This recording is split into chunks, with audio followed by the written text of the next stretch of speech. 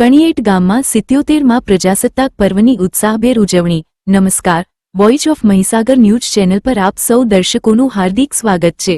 નવસારી જિલ્લાના જલાલપોર તાલુકાના આદર્શ અને પ્રગતિશીલ એવા કણિયેટ ગામે 77માં પ્રજાસત્તાક દિનની ભવ્ય ઉજવણી કરવામાં આવી હતી। આ પ્રસંગે ગામની શ્રેષ્ઠ શાળાઓમાં દેશભક્તિના માહોલ વચ્ચે ધ્વજવંદનનો કાર્યક્રમ યોજાયો હતો। બાળકોએ સુંદર સાંસ્કૃતિક કાર્યક્રમ રજૂ કર્યો હતો। કણિયેટ ગામ એક આદર્શ માછી પરિવારના ગામ તરીકે જાણીતું છે, જ્યાં 24 કલાક માછી સમાજ દેશની સેવામાં ખડેપગે રહે છે। આ કાર્યક્રમમાં માછી સમાજના અગ્રણી અને દેશભરમાં જાણીતા એવા શૈલેષભાઈ ટંડેલ વિશેષ ઉપસ્થિત રહ્યા હતા।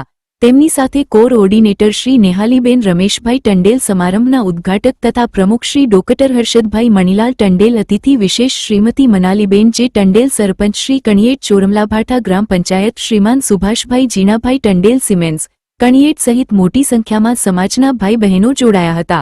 આ પાવન પ્રસંગે સેવાકીય પ્રવૃત્તિઓને પ્રોત્સાહન આપવા માટે સ્વ શંકરભાઈ છીપકા ટંડેલ પરિવાર તરફથી શાળાને 11,000 રૂપિયાનું ઉદાર હાથે દાન આપવામાં આવ્યું હતું। રાજકીય અને સામાજિક રીતે જાગૃત એવા આ ગામના ડોક્ટરો, એન્જિનિયરો અને શિક્ષિત યુવાનોએ દેશ અને રાજ્યના વિકાસમાં પોતાનું યોગદાન આપવા માટે સંકલ્પ કર્યો હતો। સમગ્ર કાર્યક્રમમાં દેશભક્તિનો અનેરો ઉત્સાહ જોવા મળ્યો હતો। સમગ્ર કાર્યક્રમનું સંચાલન ગોલ્ડ મેડલિસ્ટ ડોક્ટર કૈલાશભાઈ ટંડેલે આરએલ પરિવાર તરફથી કર્યું હતું। Bureau report, voice of Mahisagar news. બંધારણ પર્વની ખૂબ ખૂબ શુભકામનાઓ। સૌને ગુડ મોર્નિંગ। આજે આપણે જે બંધારણ પર્વ ઉજવી રહ્યા છે એ માત્ર એક આપણે દિવસ નથી ઉજવી રહ્યા, આપણે આપણી આત્મા, અસ્મિતા અને ગૌરવને માન આપી રહ્યા છે। એટલે આજે આપણે બંધારણ લલિતભાઈ આપણા ગામના પ્રથમ નાગરિક એવા, ત્યાર પછી 3 વર્ષ પછી આપણે બંધારણને ઘડવામાં આવ્યું હતું।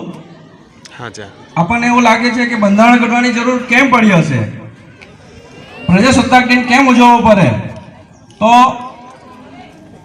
કોઈ પણ દેશને ચલાવવો હોય તો બંધારણ જરૂરી છે। આપણે જોઈએ છીએ કોઈ પણ રમત રમીએ તો એની અંદર નિયમો હોય છે। નિયમ વગર કોઈ રમત રમી શકાય નથી, રમી શકાય। જો ના નિયમ હોય તો રમત રમવી અશક્ય થઈ જાય છે અને ઝઘડો થાય। તો આપણે આટલો મોટો દેશ